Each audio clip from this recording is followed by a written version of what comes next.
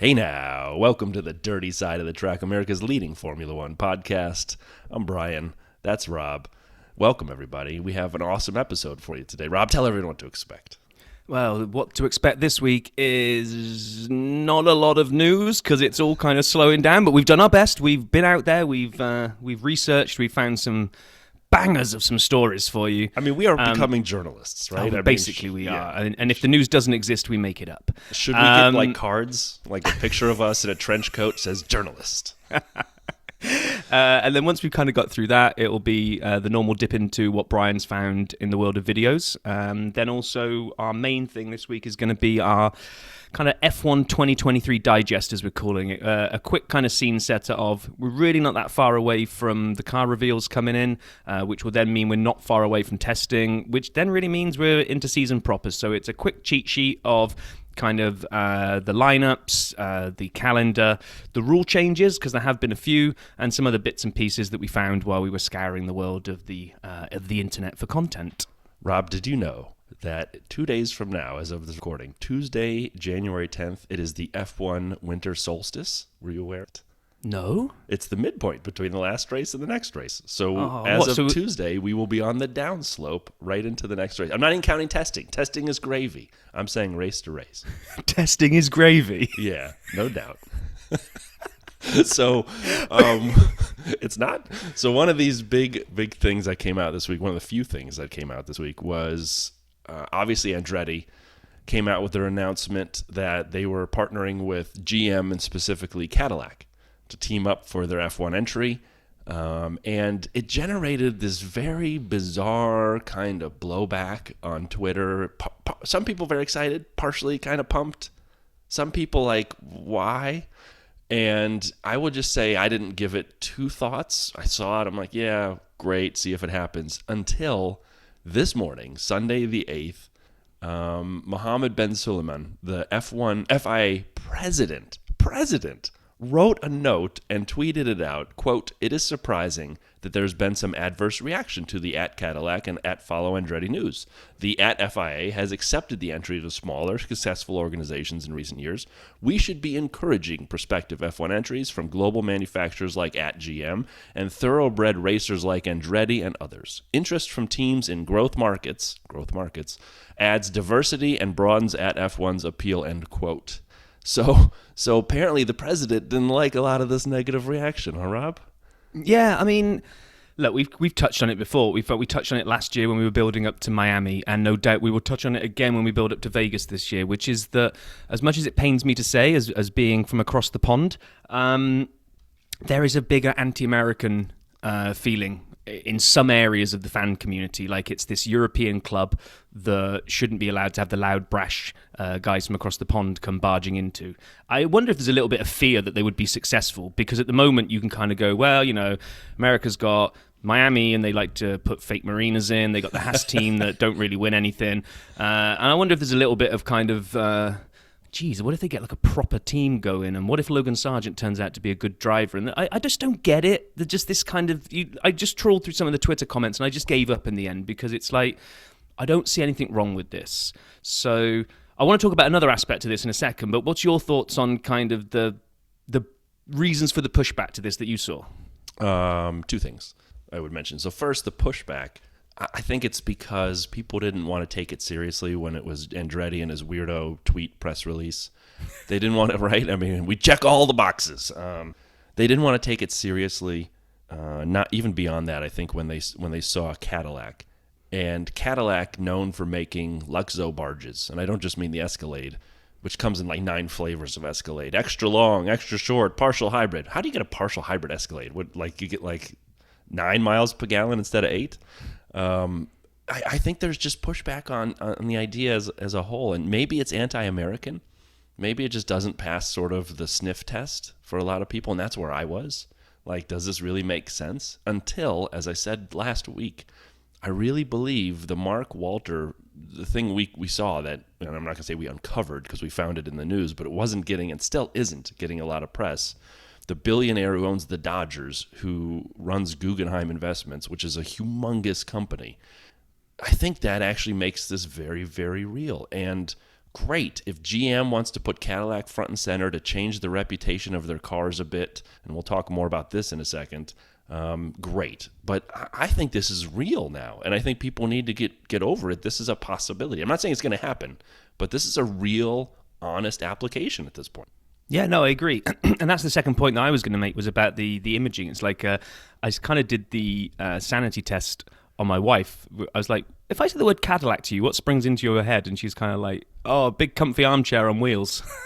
I was like, and they do have this reputation. And I went digging because I'm sure Cadillac have got some racing heritage. And kind of you put in Cadillac hypercar or endurance car or anything like that into Google, and you'd be amazed at what comes back. There is like this amazing kind of Le Mans style Batmobile hypercar that they do, which is fantastic. And it makes a lot of sense that they want to put Cadillac front and center, because Mercedes really did the same kind of thing when they came into the sport. Now, I'm not saying a Mercedes conjured up like an old man car, but actually Mercedes was that kind of executive car that people either had a BMW or a Mercedes, and it was big and it was comfortable, and Jeremy Clarkson loved it, and it was that kind of, the exec car. And then Mercedes got into F1, and the AMG range really started getting more kind of focus, and now Mercedes really becomes synonymous with sports cars, I think, a lot because of the F1 side of the shop.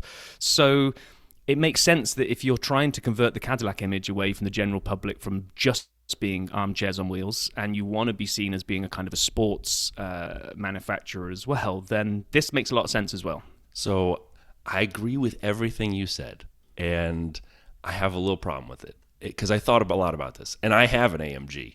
And when I would drop my daughter off at preschool one time, there was a Cadillac CTS-V. This is years ago. The CTS-V, which is a proper, looks like a grocery getter, but it turns out it's a, speedster, dropping his kid off.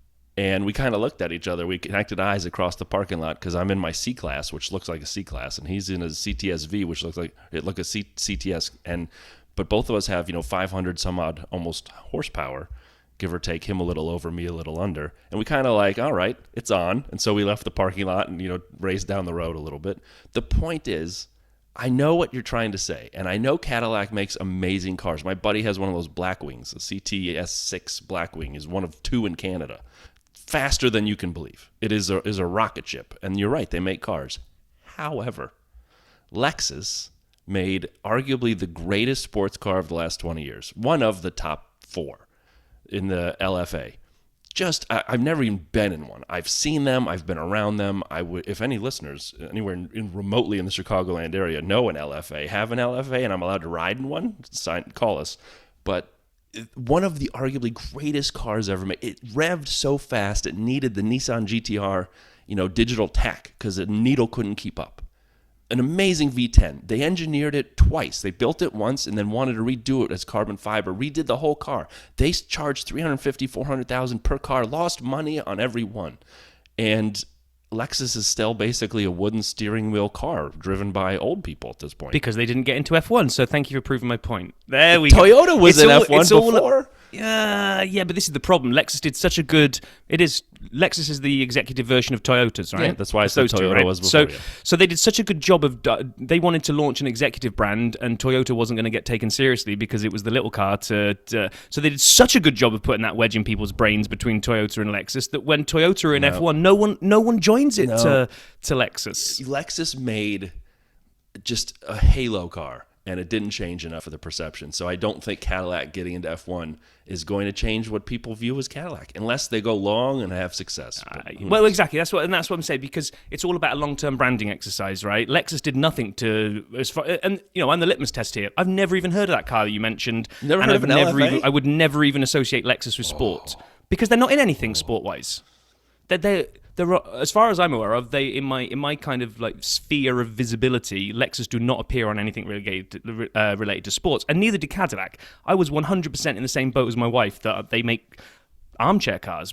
When I googled it and found that Batmobile, I was actually shocked. Now, if they go and have, like you say, they can't come last. They can't kind of buy the scraps of a Williams team and just poodle around the back and come in last, because they will just perpetuate the armchair car.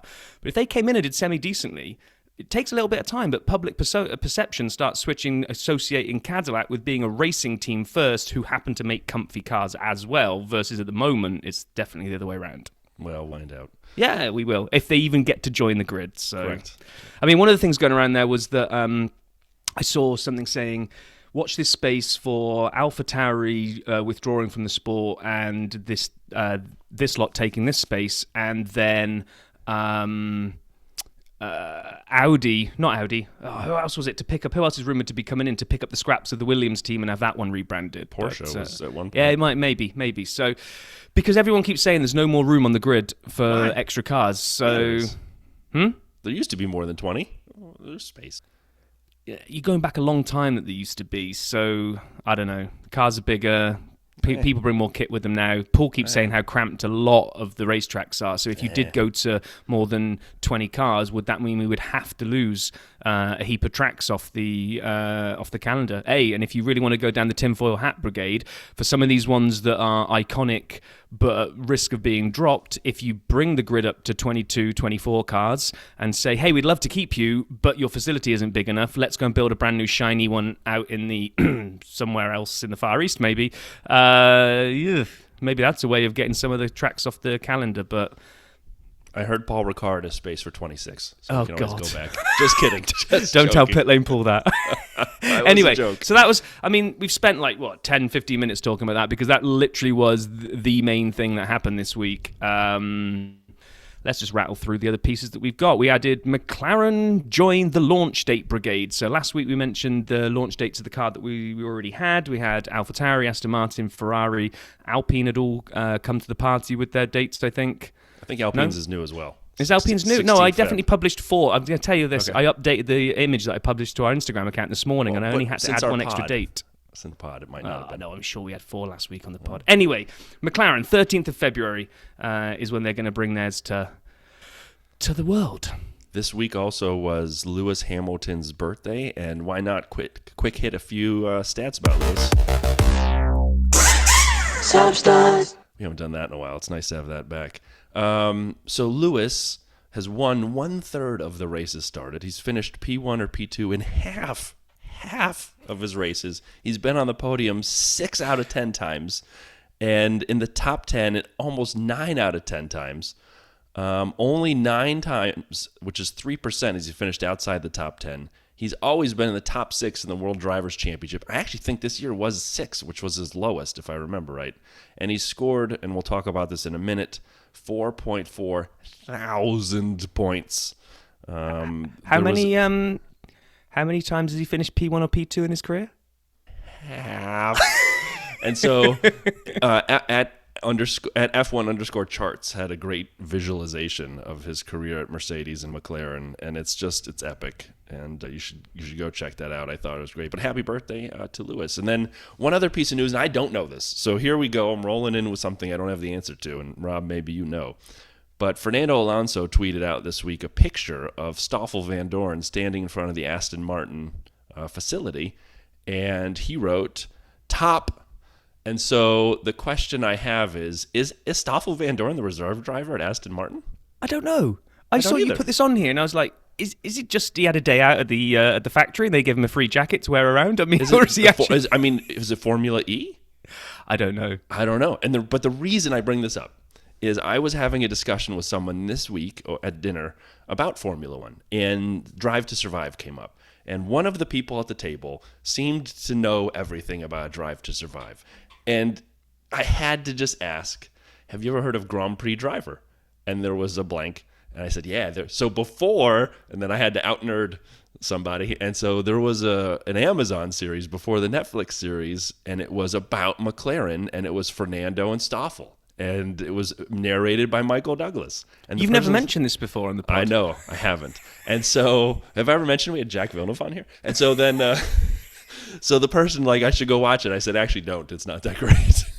But anyway, so I saw Stoffel it's the and card Fernando, that you always play when you want to out-nerd anybody Correct. about Drive to Survive. It's like 100%.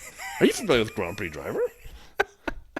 Oh, man. And then one last one here that I'd bring up is earlier this week, we lost Ken Block of sort of rallycross, American hooning fame. Hoonigan, Gymkhana. If none of that makes sense to you, we'll put a video out. He could take a car, and he made rally-type cars, but he could do anything with them, and he went anywhere with them. One of my favorite videos he ever put out was Gymkhana 5, which he basically goes to San Francisco, closes down a portion of it, and just hoons the hell out of this car. And he had old Mustangs that he ripped up and just even new Fiestas. He passed way too early. And the stuff he did in cars for an American who grew up in America, didn't really know a lot about rally, watched him. Just a tragic loss. His daughter was getting into cars as well. She was somewhere in the late teens, I think, and had her own cars and was making videos with her dad. And I'm like, man, this is just a guy who was lost too soon. And everybody who talked about him talked about what an amazing guy he was. So rip to Ken Block. I will miss his videos, but we'll post this one in particular, the San Francisco one, on the feed. Yeah, we'll put it in the show notes alongside the other ones that we'll come up to soon. In fact, very soon, because I think the last thing that we had on here was Haas released their new logo. Now they've got their sponsor, MoneyGram. I kind of like what they did. I like where they hid the MoneyGram logo. Also, Yeah. It's hid without hiding, if that makes sense. It's not in your face. It's just if you've seen it, it's the kind of nice little MoneyGram logo at the side of the Haas logo. Maybe we'll put it on the Instagram account so you can take a look at it. But I thought that was pretty clever. Don't really get the hate it was getting. I don't either. I don't understand it at all. I thought it was fine. I'm not a graphic designer, but it didn't offend me at all. And hey, Rob, Exactly. why don't you start with the videos this week? Because there's one that we both loved, and we'll shout out where we fit it to. Well, I will, because it's the only one that I watched this week. So if I don't do this one, then I'm just going to nod along with the rest that you do, which I normally do anyway. We're going to have to come up with... We've got Sap Stats, we've got Vale's Tales. I need to come up with something which is your handle for your video finding skills, but... Just we'll, a we'll- nerd we'll- doing his nerdery with Team Radio and videos. But Yeah, there's got to be a better, snappier title than that. Anyway, on our Discord channel, Lee shared a video by the Data Dudes, which it's simplicity defined, but utterly mesmerizing. I didn't even realize how long the video was, and I just watched the whole thing. And what it is they've taken every single race in history of F1, and they've gone back through it, and they've assigned out what if all the points given out to everybody ever were the same point scoring structure as we have now. So 25 points for a win, etc., etc. And it's just a rolling bar chart. That just, you've probably seen these types of things before. It's just a graph that kind of refreshes itself as these points accumulate. So it starts way back with in the 1950s. So you've got all the drivers from the 50s there accumulating their points. And then as you come into different eras, you're, especially for me, kind of waiting for kind of Senna to come onto the horizon. Actually, no, sorry, wind back one, even Jim Clark. All of a sudden you'll see a new name appear at the bottom of the grid as they win, graph as they win their first points. And then they'll go rocketing up as they're obviously the successful drivers. So you're just watching kind of these drivers throughout history as they kind of come on board, start dominating. The two saddest ones are Clark and Senna for me, where you see these lines rocketing up and then obviously they just stop, never to have another point added to them. Obviously aligning with their unfortunate passing away in the sport. But then you're just waiting for kind of then, especially for me, kind of waiting for Schumacher to come to the party and then all the drivers that we know now. I won't give it away. I was actually surprised with the points standing. Me too. You've already mentioned that Hamilton had 4.4 thousand. I'm not going to say where that is. Obviously, we can all guess it's pretty much up at the top. But there were other drivers that I thought, when they equalised out the points and who had longevity in the sport, might have been up there. Or might have been... Oh, I don't want to give too much away. Well, actually, I might have misspoke. I think it was 4.7 for Lewis. But anyway, yeah, I don't want to give anything away either. 7 minutes, great video. Check it out. I loved this video so much. And like you said, watching the older drivers, trying to change as the newer ones came on. I was surprised by some of the names near the top. I liked watching as well. They had the nationality, the flag next to each one. Yes. I'm like, holy cow, look at all the Brazilians on here. And then you see the Germans and all the Finns. And anyway, so the one thing I took away from this, because stats, beget stats, is I was wondering, there were only like 10 races in the 50s a year, and there's 22, 23, maybe 24 next year. So there's also more point scoring opportunities. True. I like the fact they normalized points per race. I almost wish Data Dudes, and maybe we should send them a note and say, hey, could you do one like points per race times number of races run, or some kind of way to kind of say, all right, how many points did they have if they'd all raced, a similar amount? And I don't know what I'm trying to get at, but it just, someone who has longevity in a time when there are 20 races a year and they run for 20 years is far different than someone who raced for 10 years at 10 races a year. Exactly. Yeah. I mean, it was the one thing it couldn't really equalize out, or they. Yeah, I don't know how you would. I don't either, but I'm happy to brainstorm data, dudes. Give me a call. So then there were a couple other videos to highlight this week. I would start with a channel I'd not found before, Silver Alicia F1. Every 2023 F1 driver's biggest crash. It was interesting to watch. I disagreed with a few of them. It was 6 minutes. It was a great video. They had, for George and Valtteri, the same crash at Imola when they hit each other when George was last year at Williams. I actually think Valtteri's shunt in Mexico was worse. Maybe we should send him a note or have Paul ask him. Because remember that when he was riding the wall in Mexico and the barriers came out of nowhere? Like he lost it towards the straight. Yeah. And he went head on into the stop, the front part of the barrier and stopped abruptly. I always thought that was worse. Well, I mean, I don't know if you've mentioned it, but when we had Jacques Villeneuve on the show, we talked about kind of which crashes are worse, the ones that look spectacular or the ones that don't. Because the ones when you just thud and stop actually which is what this was. Yeah, the ones that actually thud and stop are way worse than the ones where you kind of spin around in circles and carbon fiber goes everywhere. That looks fantastic for the effect, but actually is less impactful on the driver. So yeah, Paul, if you can have a word with Valtteri and just get him to validate Probably which was his worst crash. Yeah, Brian votes Mexico looked worse than Imola. And I hate to agree with you, but I would agree. Yeah. And then the last video, which was curious to me, was Battle on the Beach with Charles Leclerc and Carlos Sainz of Scuderia Ferrari on the Shell channel. So once again, back to an oil producer's channel, 14 minutes, not bad. Check it out. 2 questions, though. It's hosted by Lizzie McIntosh.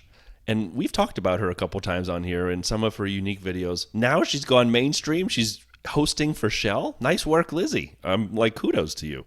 Can you tell us how you did that? So that's what I was waiting for. Get in on some of that action. So like next time, Golf wants to host a video, they call the Dirty Side guys. But anyway, great job by Lizzie. It was awesome to watch. The curious part was they were at the Shell Beach House in Zandvoort.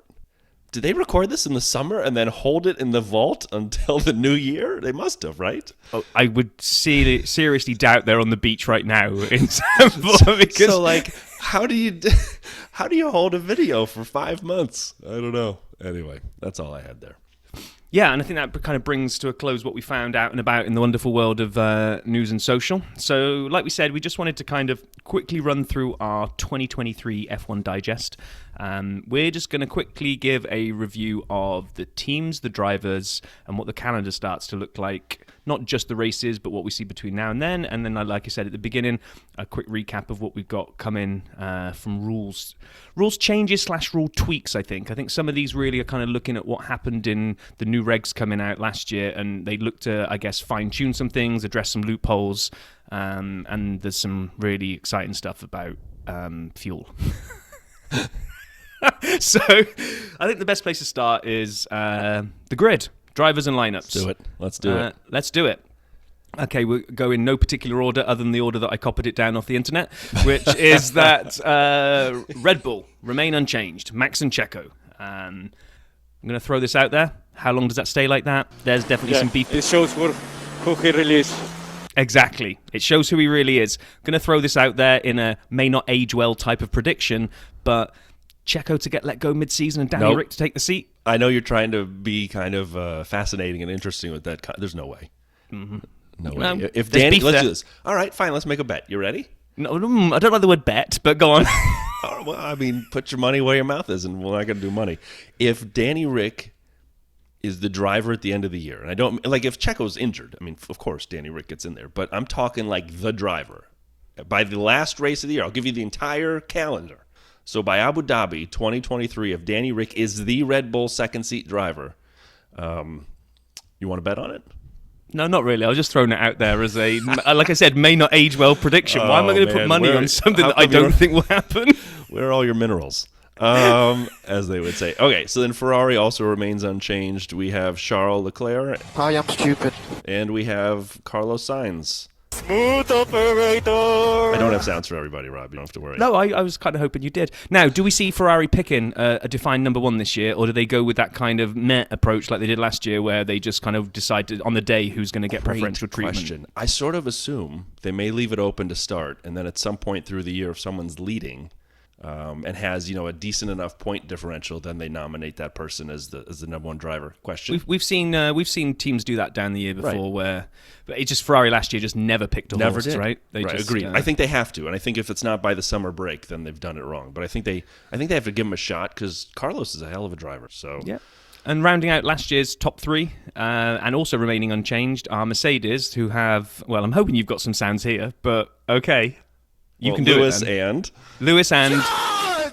I can never get rid of the Alex Albon yelling George. It's so good.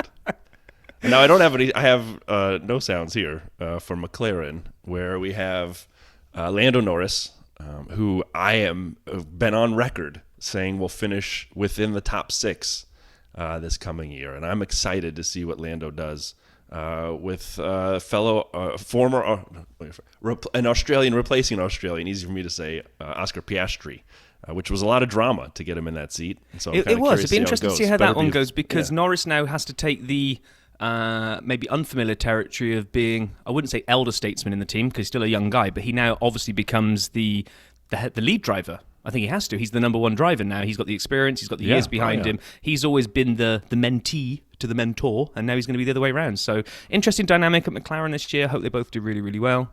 I hope so too. Alpine, the French connection, French team, French drivers, Pierre Gasly, Esteban Ocon. They don't seem to like each other. I'm excited to watch this thing go. I hope they actually get along, because Pierre seems like a fun kind of person. Esteban seems like a great dude.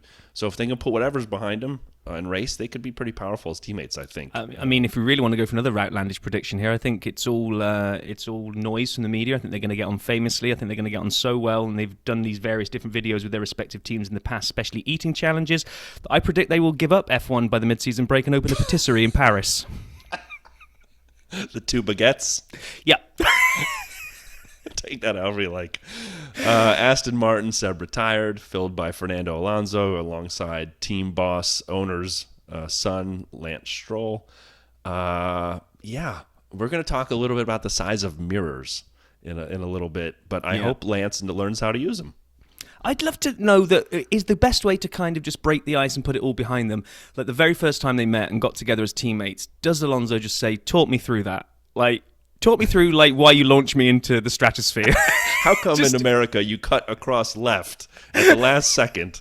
I honestly, I know we joke about strife amongst the teams. I do predict it may not be this year, 2023, but by the end of next year at the least, we will get one of these radios for Lance. What an idiot! There's no way we don't.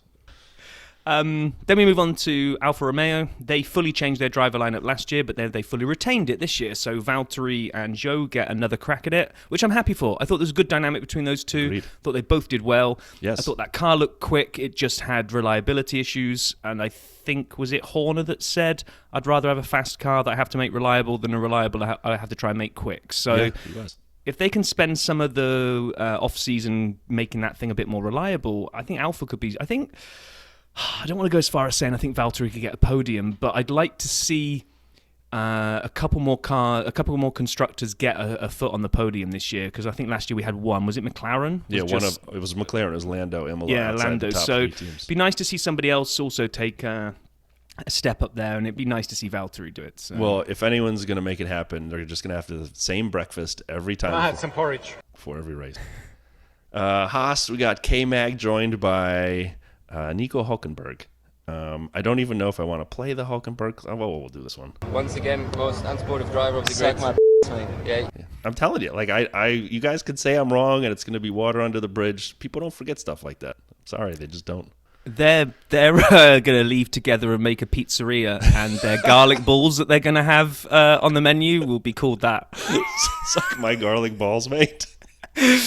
Oh gosh! Can we just every race that Nico does something? Do I get to play this clip because I love it?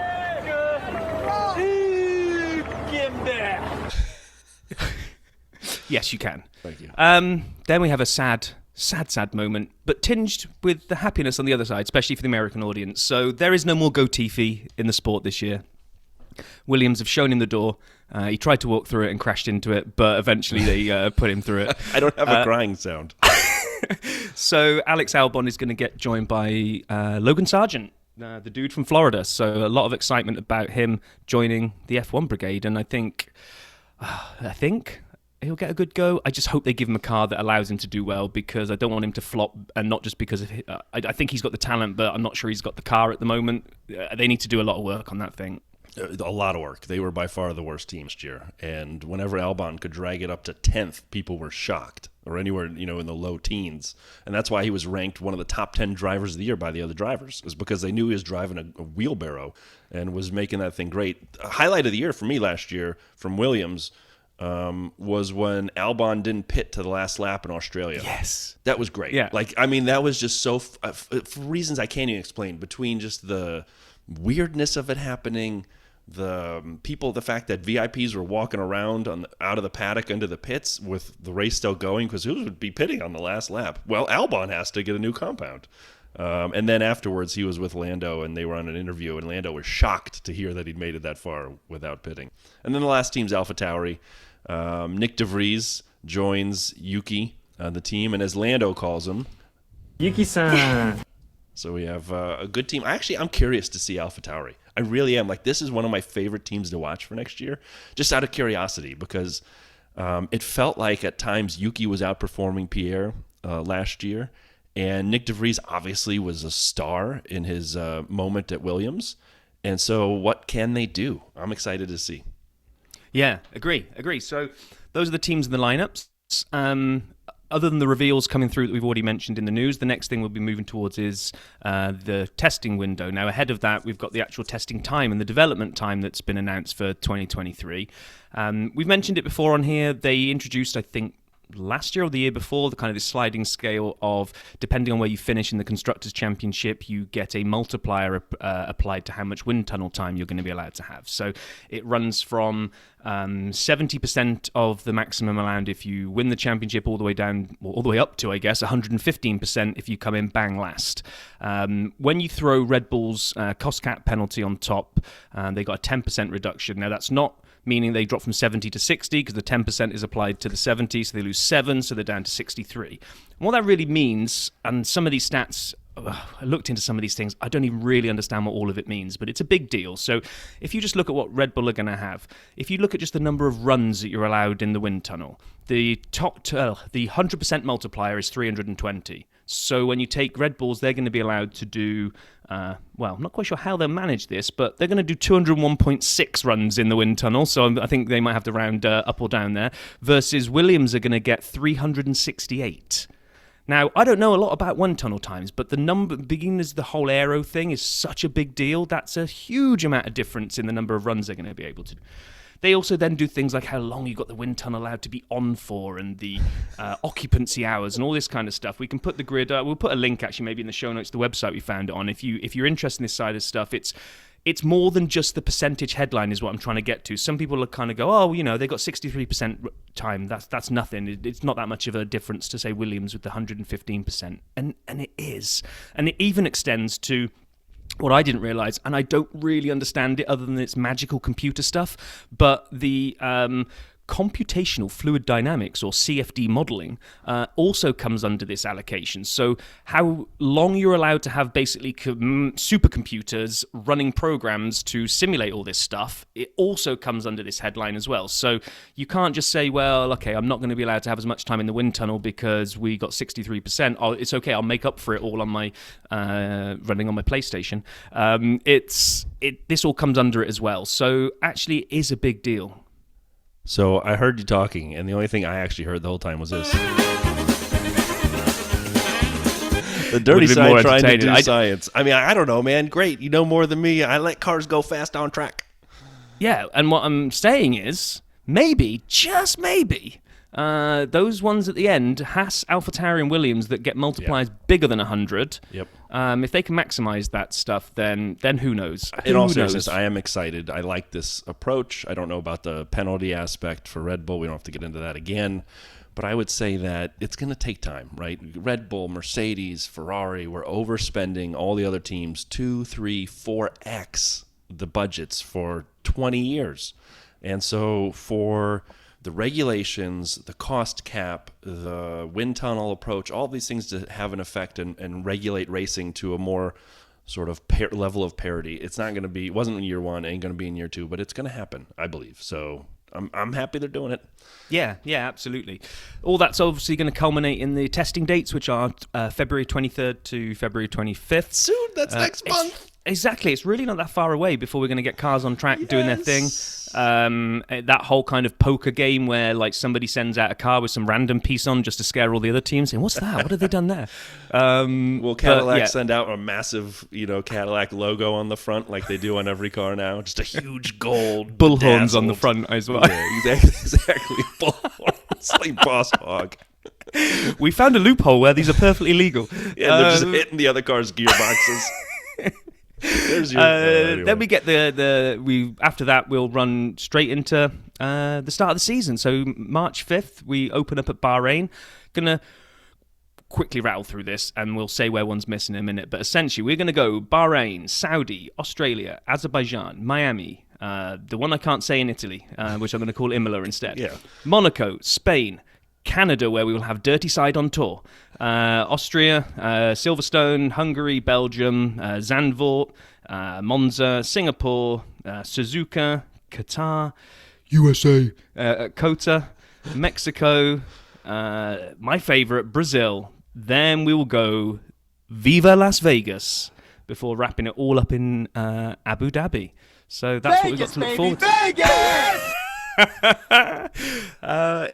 It'll be here before you know it. That's the place where I think we realise at the moment there's a big, 4-week sized hole in there is between Australia and Azerbaijan, where as of time of recording, China is still off the calendar. It would have been in between those two.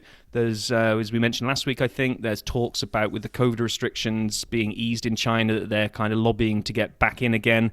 Can't imagine they would rip up the entire rest of the schedule, so the only place it feels like they could drop back into is where they were originally. So watch this space, I guess, on that. What are you most excited for on that one, on the list, Brian?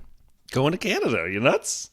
I mean, obviously. Same here, but I just wanted to test the pull of the USA. So, is the Vegas thing getting you excited or not?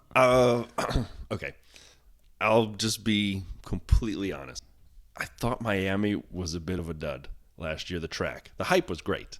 And the pregame ceremonies the night before and all that stuff was amazing. And the fake marina, give me more. Pump it in my veins, baby. But I thought the race itself was meh. And, funny. Oh, go on, carry on. No, and I'm worried because let's be honest, it's a manufactured street circuit, right? It's not a real course and it's not a real street circuit. I mean, yes, it's on streets, but they made most of these streets in a parking lot. And so I thought it could have been a little better. Hold on, let me finish. So Vegas really worries me. The upside down pig, and it is an upside down pig, has a great straight.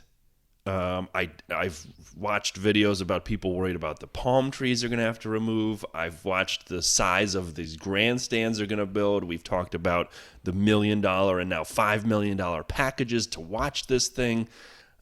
I just want it to be a good race. And it's Saturday night here in the States. It's rare to get a Saturday night race. I cannot wait. And it will be a spectacle like Miami. And they will do it right. And it'll be amazing to watch. But will the racing be amazing? And I hope it is. So on that one, and I'm with you. I agree with everything you just said. But then I kind of went back to look at it again because I was listening to a friend of the show, Break F1, or a.k.a. Blake, and he was doing some kind of review of pieces and parts of the season. And he was looking at Miami specifically to say, I think it was the 4th or the 5th race last year. And at its point when after it had run, I think it had had the most overtakes per race than any of the 4 that had gone before it. But it has the longest straight, and it's all DRS. I'm willing to put money that most of those overtakes were on that straight. It's the longest straight in F1. They may well have been, right? Yeah. But if you're measuring some degree of success of a race as to whether it generates overtaking opportunities, then... I'm not saying it was bad. It wasn't No, it wasn't Australia. Mexico, right? It was Mexico, right? Yeah. So I do think that it got judged a little harshly, that if it hadn't been... I'm just going to say it. If it hadn't been America... and it hadn't had the fake marina, and it hadn't had all the crap that went with the build-up around what people thought of that, if it had just been seen as a race and you didn't know where it was, actually wasn't that bad a race. It was okay. It just never stood a chance of the race overcoming the hype, which I also agree with you is a worry of me for Vegas. There's no Huge chance. worry. No chance. There are going to be showgirls on the side of the track. There's no way it can live up to the hype, but it has to be good. And I thought Miami was on the lower half of middling. I'm not saying it was bad, but it was not great. And so, no, I'd agree. It wasn't Paul Ricard, Mexico. It wasn't any of those kind of levels of bad. But it so also I think wasn't, like there's some solid mid-tier races that are fun to watch. I'd say Canada is a top half. which it's fun I'm to watch. really looking forward to. Right, so. and so anyway, sorry. That's be my recap. No, I'm a little that's- worried about Miami and Vegas. They got to deliver this year. Yeah, and I think Miami gets a chance now to deliver again just on the racing because everyone will be they know what's coming now. I don't think it will get too much of the hype train like it did last time around. Everyone's saving that. They're keeping their powder dry for Vegas this time. Which grid walk will be better, Miami or Vegas? Vegas, right? Miami, I mean, Miami oh my was gosh. epic, but what should Yeah. we expect? What happens in Vegas? We have to censor out nudity. This thing's going to be chaos. Okay, so the last thing we wanted to hit was kind of the rule changes that are coming this year. Like I said, most of it's fine-tuning stuff, and a lot of it is really talking technical stuff that I don't fully understand, but we'll try to boil it down to what it kind of means for cars on track. So a couple of the first two pieces were to do with the aerodynamics and really to kind of get rid of porpoising. So have you got that sound ready, Brian? I do. I didn't realize we were still using it, though. Well, testing you. So the floor edges are going to get raised 15 mil, which sounds nothing, but given that they wanted to raise it 25 and everybody pushed back and they compromised on 15, then obviously it is a huge deal. And the plank itself, there was a big talk about this last year, this flexi plank thing that was flexing and allowing the car to settle down lower and blah, blah, blah, blah, blah.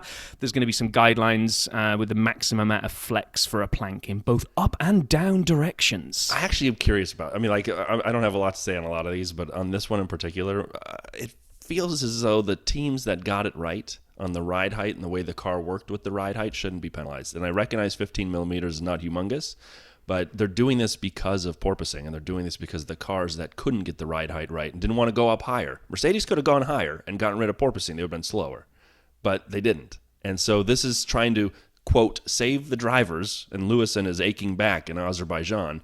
But come on, man. Like, if I'm a Red Bull fan and Red Bull got it right and they got Adrian Newey out here, genius wizard of ground effect, and you rocked through the year because you knew what to do, now you're like negating a tiny little bit of that by making them ride higher up. You are, but if the spirit of all of these regulations is to try to achieve like the holy grail, right? F1, right, is not a spec series and never will be, thankfully, right? It's not a Dallara chassis So- that everybody gets. Exactly, which means we all want innovation in this sport. We all want to see certain teams doing things other teams don't do. However, we also don't want one team being able to innovate the hell out of their car and just winning everything because we all hate it when one constructor dominates, whether you're not liking Red Bull at the moment because they're successful, or Mercedes or Ferrari. Whenever a constructor dominates, people don't like it.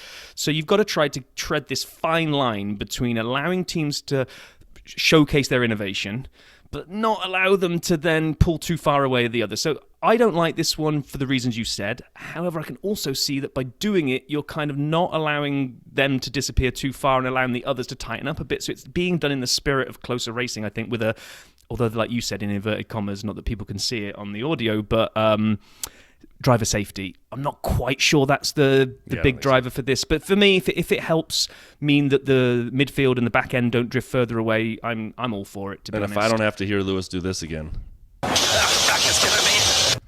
My back is killing me as he's bouncing up and down. And then something that I didn't even realize there was such a throat. It says, actually, did I write this down? It says DRS throat. Do you reckon that should be diffuser throat? I'm not sure. Anyway, there's some throat somewhere on the car that's being raised 10 millimeters to reduce sensitivity to ride height. So go figure. I imagine it's got something to do with the previous thing that we just talked about. But yeah, there we go. I don't think anyone's going to confuse us with the Tech Heads podcast. No, not at all. The roll hoop is being rounded more to reduce the chance of it digging into the ground, as we saw with Zhou Guanyu's crash in Silverstone, which was scary. So anything like that is great. I already joked. 50% larger surface on the mirrors to improve visibility, so maybe Lance Stroll will actually realize the mirrors are there. So Yeah, sorry, they said because they said that they were all complaining the new shape of the cars under the new regulations. They said had massively reduced visibility. So, although we joke about Stroll, a lot of the drivers had said it. So, do you know what? If this it doesn't sound like much when you turn it into mil, but these mirrors are going to be bigger and the drivers are all on board with it. If that prevents some of the stupid crashes where people don't see people come in, I'd rather, if people are going to crash, I want to see them crash because of something beyond just stupidity of not seeing somebody come in. If we could get a current driver on, that might be a good question. Like, how much do you use the mirrors? I mean, it's not like you're going 200 miles an hour around a corner down to 180 and you're got a steering wheel with 400 buttons that you have to use every single one of them, shifting strat and gear and mode and brake bias, and then you got to watch where you're going and check your mirrors. I mean, give me a break, man. Yeah, I mean, I think they probably do use the mirrors. I don't think they use the force or anything. But I'm sure they. I'm sure they use them when they're like starting the race. But if you're just coasting along, I mean, I don't know. I'd love to know because they're so small and you're going so fast. How much do you actually catch? True. Is it like you see the blur of a car? Do you know there's someone there, or can you see it and go, "Oh, that's Seb"? Yeah, I'm not sure. Good question. So when we get our, once all the drivers start lining up to come on, then we'll ask each of them, and they can all rank their use of mirrors. For you about mirrors.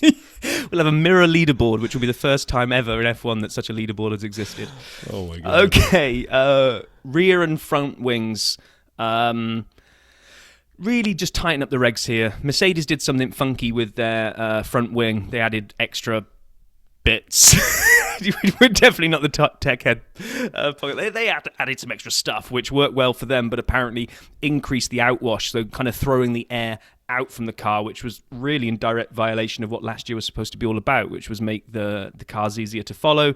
So they've got rid of any of those fancy designs that can increase the dirty air, and to kind of give them a little bit back because they're taking away, they've allowed them to adjust the wings a little bit more now. Again, really don't know what this means, but last year they could do 35 mil of adjustment, and this year they can do 40. So I'm sure there's some wing adjusters out there that are doing cartwheels right now. Yeah, agreed. And listening to you talk about some of these changes, I'd say it's a great success. The fuel temperature can now be a little cooler. So does everybody remember? I think it was Aston Martin, right, who'd had their temperature too cold, and they had to both start from the pit lane. And we did a dirty side investigation into Mike Crack's refrigerator and where he was putting all the gas at his house. There's some changes to the fuel density. The fuel tank pressure are getting a relief valve fitted to vent the gas. I'm glad you took these because I was like, fuel density tolerance is being reduced and there's a valve going on the fuel tank. I'm like, I'm going to be looking out for that. And when the car reveals come out, I'm going to be looking for that valve. There's a weight reduction, minimum weights coming down a bit. We have, yes, I do need to, in the new year, hit the gym a little. But also we have talked about the minimum weight of the driver. And so as we learned, there's ballast put under their seats if they're under. So Alex Albon no longer needs to have his appendix removed to try to make the car lighter, the crap wheelbarrow he was driving. And then I'll let you do the last one because I disagree with it a little bit. I'm confused by it at least. You're confused by it? Did you read the web link that I gave you where they introduced it? You didn't, did you? Tell us about it, I do this research. I slave away. I do this research. I give you the links, and you don't even read it. But okay, so last year there was a big increase apparently, and thinking about it, I do feel like I saw a lot more now, which is that there was a lot more cameras put in and around the car, so we had a lot more angles, and they went down really, really well with TV audiences. So apparently there were 6 cameras that were being used, and now we're upping it to 7. With a new driver's eye camera, which apparently is different to the one that is my point. The visor cam or whatever we've had. Yes.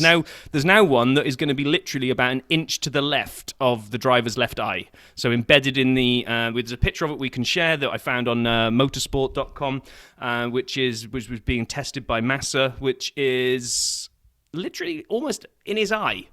Yeah. But they had the visor cam, which how is this that much different? I don't know. I guess we'll see when they roll it out. I mean, we've moved the camera 3 inches to the left and 2 inches down by putting it inside the driver's helmet as opposed to on the visor, and it'll make the angle so much different. Will it? And come this time next year, they will have worked out how to actually just kind of embed a camera in the driver's eyeball. I'll say right on his nose, like it's a booger hanging out into the camera. I mean, what? Yeah. Okay. If it works, great. I mean, I thought the visor cam was hard to follow because it was bouncing around so much, and it's a great reminder how amazing the human brain is and how much these drivers have to process as their car, forget the porpoising for a minute, as their car at these speeds goes over these bumps and they try to correctly hit an apex at 160 miles an hour. And navigate traffic and prepare for the next corner, and the car is flying around up and down, left and right in the G's, and they're able to do that. So that's one of the things that reinforced for me last year with the visor cam. So I'm curious to see the driver's eye camera from inside the helmet, but yeah, whatever. And that's really kind of all we found as I went through kind of a variety of different articles about the rule changes. So the good news is nothing like major for me. It's like we had last year, we had the new cars, we all agreed that overtaking and following was better, and therefore they're not ripping anything up and throwing anything away. It's a lot of fine-tuning plus the extra testing time for the teams at the back. You know I'm the eternal optimist, Brian, but I am hoping for even better and closer racing this year. I want to see that midfield rock back up. I don't want Williams just punting around at 10th in the Constructors for the entire season, and I'd love to see someone else in the top three, not just on the podium, but I'm going to go out there and say I want to see a different winner this year as well.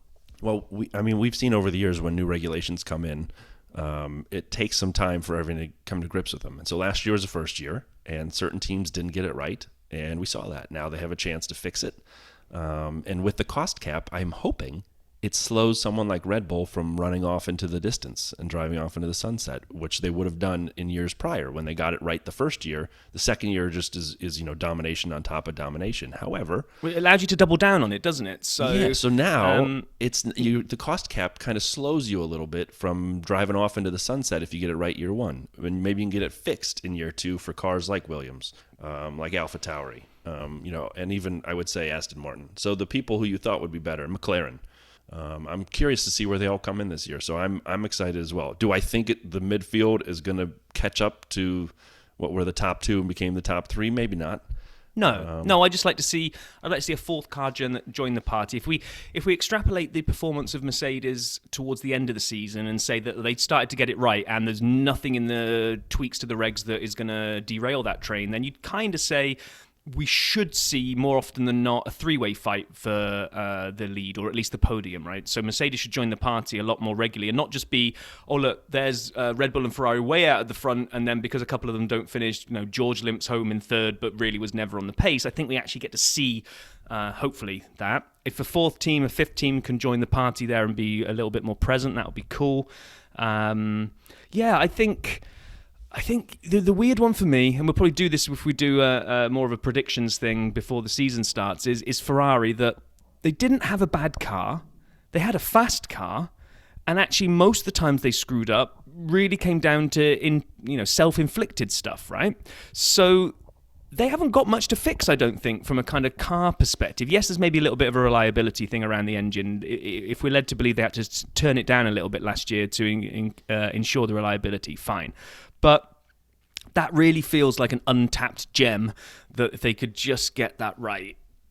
I'm Ferrari fanboying again here, aren't I? A little bit. Happy. And I'm over here trying to figure out how I've got Lando winning multiple races in my mind. I don't know. What happened to me? When did I become like Chief Lando guy? I love him. But yeah, it'll be fun to watch. I would just say thanks to everybody for tuning in this week.